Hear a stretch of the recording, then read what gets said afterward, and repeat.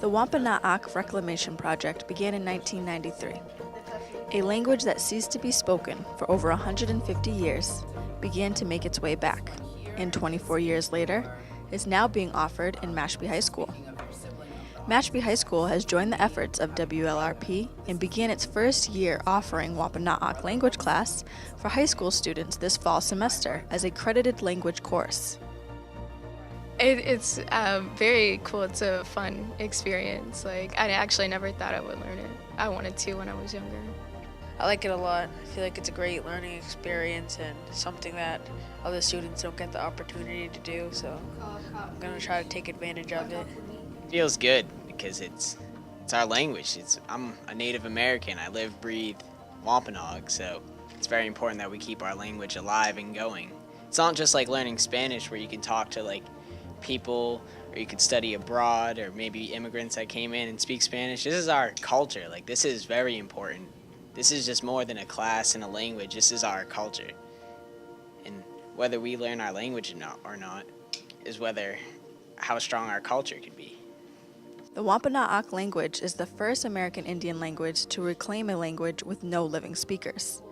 Though there are challenges of being predominantly a spoken language and a gap of evolution of terms, this project aims to return fluency to the Wampanoag Nation as a principal means of expression. English is spoken differently than Wampanoag, like the order of words you say, the sentence structure, how like long the words are. They're kind of hard to pronounce and stuff, but I'm pretty good, but I don't know that I'll ever get as fluent as I aspire to be, but I hope that, my kids and my grandkids will just speak Wamp like it's nothing. That's my vision. We started using these Roman characters in the 1600s, at the same time that the Bible was being translated and, that sort of effort by missionaries to convert us to Christianity. We adapted to using the Roman alphabet. Languages evolve constantly anyway, so languages that continue to be spoken, that sort of gets done fluidly, but we have this gap, so now we have to be the deciders.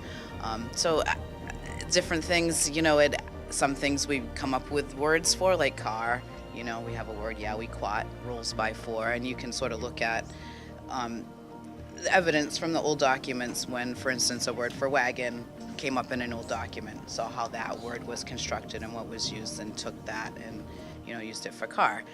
We never really had a written language. It was mostly spoken. I mean, the way today's society is, it's so complex where everything has to be written down and spoken, so because they don't really want to forget anything. We weren't really planning to be invaded and come over here and lose our language, so we weren't really writing anything down. I wish I could speak it fluently, but I can still have conversations. It's just that not many people speak it, so I can't really speak it with others that easily because they don't really understand me. The students in its first class are all Mashpee Wampanoag, but the class is offered to all students, natives and non-natives. The Wampanoag language has been offered only to Wampanoag tribal members and family. Through community classes, language camps, different curricular settings, and through the new Wampanoag preschool Makaisak that started last year. This is the first time that the Wampanoag language is being offered to non-native people.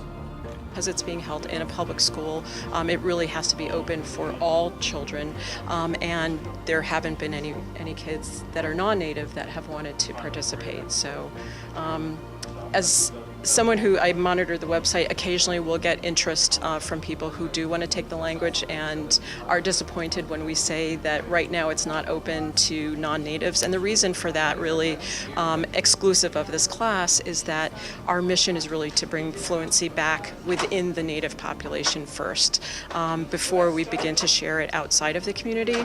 So that's really the objective. It's not meant to be exclusionary at all. It's really more as a matter of pride that the community should have that gift of language back. Mashpee High School students are giving a rare opportunity by taking this class, and ultimately becoming a part of history for not only the Mashpee Wampanoag tribe, but also the town of Mashpee.